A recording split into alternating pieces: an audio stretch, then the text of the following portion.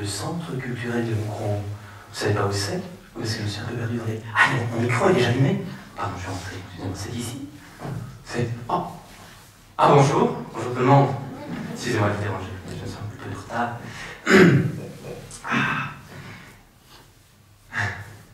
Ah, je ne sais pas si on vous a mis au parfum par rapport au thème de la soirée déjà? Oui? Non? Donc ce que nous allons aborder ce soir, c'est la musique dans l'histoire du cinéma. Nous allons donc descendre dans les abysses cinématographiques de la fin du XIXe siècle pour remonter au sommet de la pyramide du 7e art, j'ai nommé le cinéma. Je vois certaines mines dubitatives ici, vous n'avez pas l'air content du thème ce soir? Il y a beaucoup de l'après-midi, bien madame, tout à fait. Je vois qu'il y en a qui sont attentifs, ça fait plaisir. Vous vous dites, bah oui, mais vu le thème abordé, ça risque certainement de prendre du temps, etc. On a que 2 heures. Autant vous prévenez tout de suite. On risque certainement de passer la nuit ici. Hein. Ah oui, mais tout le monde arrivera au sommet de la pyramide du 7e art. Oui. Et pas panique, je ne suis pas seul. Hein. Donc nous avons monsieur Nicolas, derrière moi, qui a prévu des claques pour ceux qui ont petite fringale, fin de soirée. Monsieur Gérard a prévu des sacs de bouchage, pour ceux qui essaient un petit peu se laisser aller pendant le spectacle. Et moi-même, j'irai fermer la porte ici derrière. Oui, parce que la fois dernière qu'on a fait ça, il y en a qui sont partis avant la fin de la séance. Sous prétexte qu'ils avaient d'autres choses à faire et qu'ils allaient s'embêter. Alors ça, je ne suis pas du tout d'accord. Ça, je ne suis pas d'accord avec eux. Pourquoi? Parce que je ne suis pas tout seul. Nous avons ici monsieur Gérard. Alors, monsieur Gérard, c'est quelqu'un qui a été profondément marqué par son expérience en 68 à Woodstock. C'est-à-dire qu'après quelques cigarettes à la coriandre et quelques petites champignons des bois magiques, il a reçu l'illumination musicale divine pour la guitare électrique. Alors en revenant de ce festival, il a acheté une guitare, de bar en bar, d'omelette en omelette et de cigarette en cigarette. Il s'est mis à pratiquer la guitare et il n'a cessé de s'améliorer et il vient aujourd'hui, ce soir, pour nous, vous faire partager son art et sa passion. Je vous demande d'applaudir Gérard Mathieu.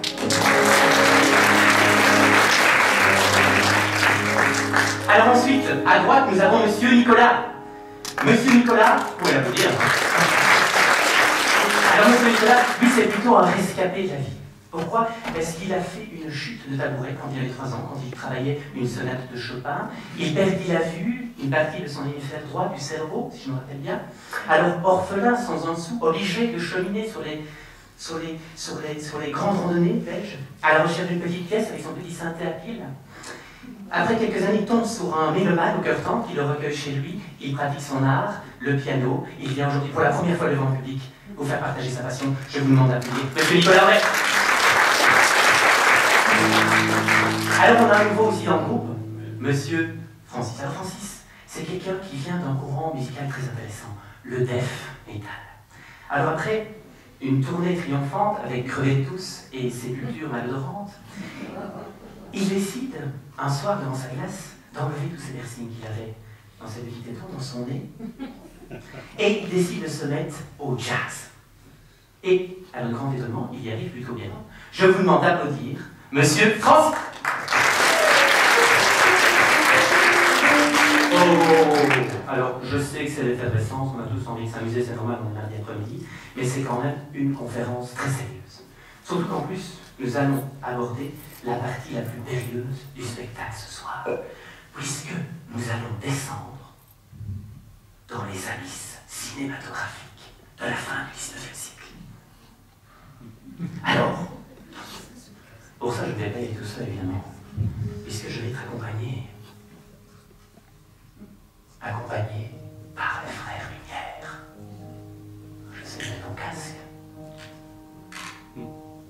Alors nous allons descendre aux alentours du 22 mars 1895, date des premières représentations cinématographiques.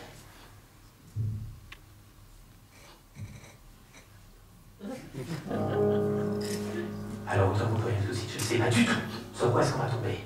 Parce qu'il faut savoir qu'à l'époque, on était loin du 7e art comme on le connaît aujourd'hui, c'était plutôt un phénomène de brasserie qu'on regardait en arrière-cour.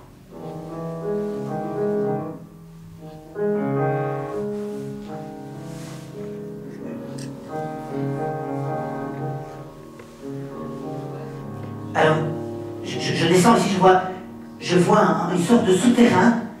Je rentre, je vois qu'au fond il y a une porte. Je me dirige vers la porte Et j'ouvre cette porte.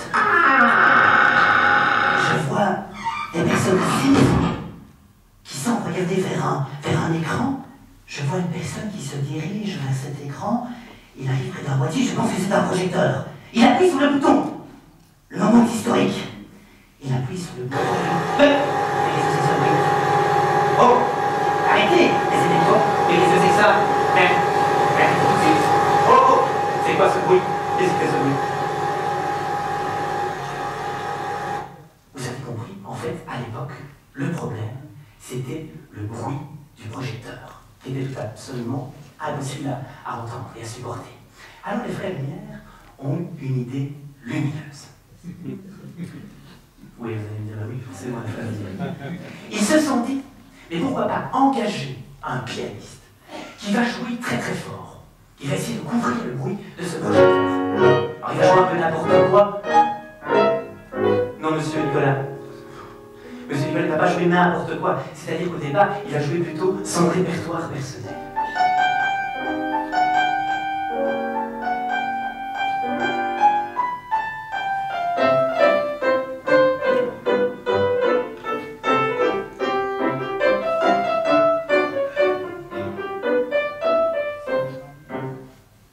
Peu à peu, des conventions vont se mettre à exister.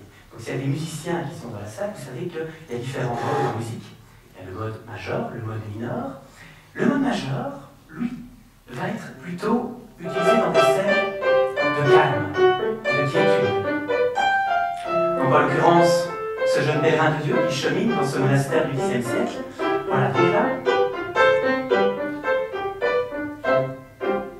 le calme et la quiétude.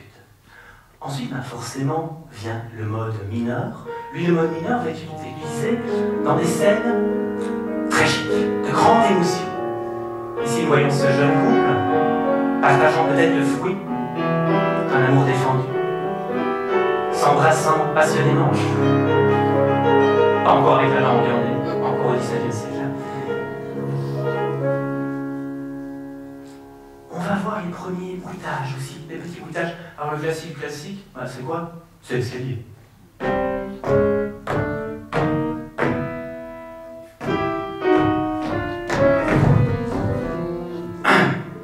Oui.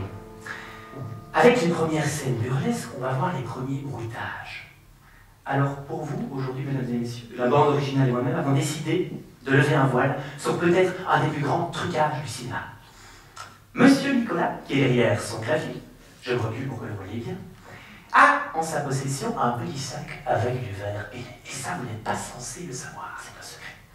Moi-même, ici, j'ai un verre. Oui, je sais, il est fantastique. Lorsque je vais lâcher le verre va être attiré par la force gravitationnelle, va percuter le sol. À ce moment précis, monsieur Nicolas va agiter son sac rempli de verre. Et le bruit, le spectateur a l'impression que le bruit produit par le sac de verre, c'est en fait le verre qui se casse. Ça a l'air un peu compliqué. Oui, là. Écoutez, vous savez quoi? Je vais vous la jouer, d'accord? Donc je vais jouer une scène. Donc c'est du cinéma muet, évidemment. Normalement, il y a des bandes passantes. Je vais la parler. On n'a pas encore assez de moyens dans cette production. Donc j'arrive et c'est la scène du bar. Monsieur arrive, et il arrive en extérieur. Il arrive, il s'en va. Au contraire, une jolie mademoiselle arrive. Et il fait « Oh bonjour, Frédéric. Et vous êtes magnifique ce soir dans cette robe bleue. Mais n'est-ce pas la constellation d'Orion qui brille ce soir avec pour nous? » Mais non, monsieur Nicolas! Si vous le faites trop tôt, c'est trop tôt. Si vous le faites trop tard, c'est trop tard. Mais non, ça ne va pas, il faut être attentif. Non, mais c'est important ce qui vient de se passer. Vous remarquez qu'en fait, au cinéma, ce qui est important, c'est vraiment d'être synchro. Sinon, ça ne va pas. Hein. Bon, fort heureusement pour nous, le pianiste va être remplacé bientôt par un orchestre. C'est-à-dire que certains compositeurs vont se mettre à écrire pour le cinéma. Alors, le premier, unique, Camille Saint-Saëns, qui va écrire une musique pour le premier film, L'Archiduc, la mort de l'archiduc de Guise. Ensuite, on va avoir d'autres grands compositeurs, comme Éric Satie, par exemple, qui va écrire, qui va adapter une pièce de théâtre appelée Relâche. Certaines firmes, comme Edison, vont se rendre compte un peu de l'engouement du public pour ce nouveau mode récréatif, et ils vont se mettre à écrire des recueils de musique classique, des extraits qui vont être utilisés dans des scènes bien précises. Par exemple, ici, on va voir la sonate au clair de lune, qui elle va être utilisée dans des scènes de sommeil.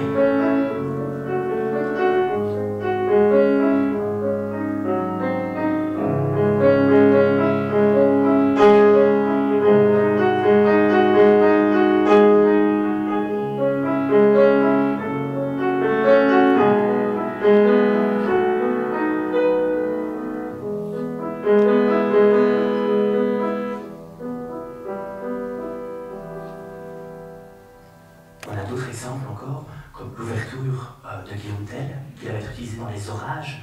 On va voir, certains ont déjà fait des frais dans le public, la marche nuptiale, évidemment, pour les mariages.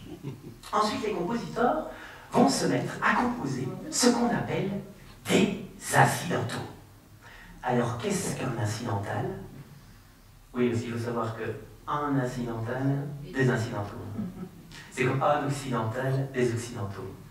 On peut avoir plein d'exemples, hein, comme ça. C'est pas moi. Un chacun Non, monsieur Gérard, chacun, ça ne marche pas. Bon, qu'est-ce qu'un incidental? Un incidental, c'est un peu comme un élément d'une bande de données.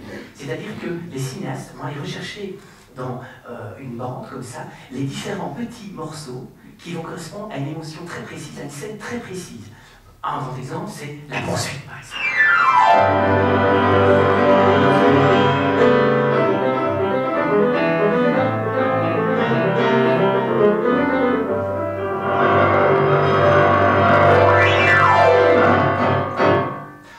On a le désespoir encore.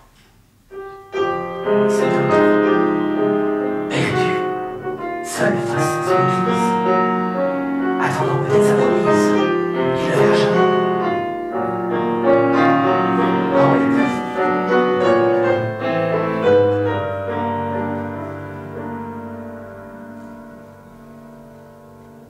On a d'autres exemples. La vision d'horreur avec ce personnage qui arrive dans le cinéma, qui a traversé le cinéma pendant un siècle, c'est évidemment Frankenstein.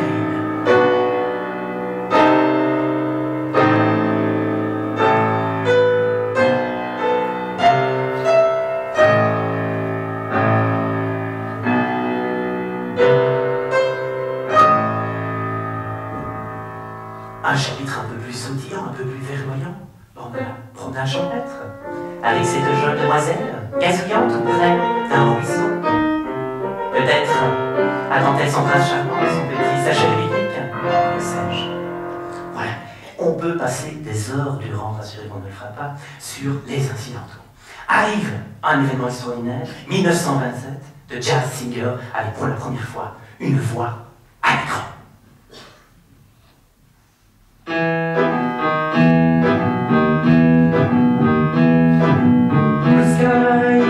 Smiling at me, nothing but blue sky. Do we see bluebird singing a song? Nothing but bluebird all day long. Ba-da-da-da-dum, do-we-do-do-dum, do-dee-do-do-dum, do-dee-do-do-dum. Wa-da-da-da-dum, do-dee-do-do-dum, do-dee-do-do-dum, do-dee-do-do-dum. Blue sky smiling at me, nothing but blue sky. Do we see bluebird singing a song?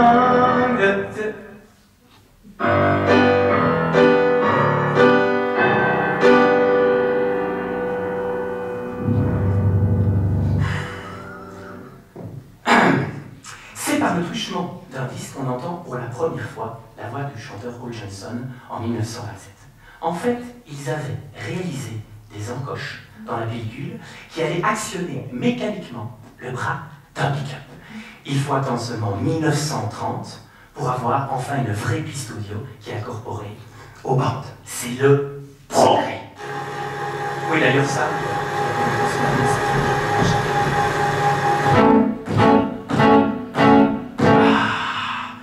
Ça fait du bien quand ça s'arrête, hein. Parce que là, le bruit du projecteur, je n'en fais plus. Ah là là.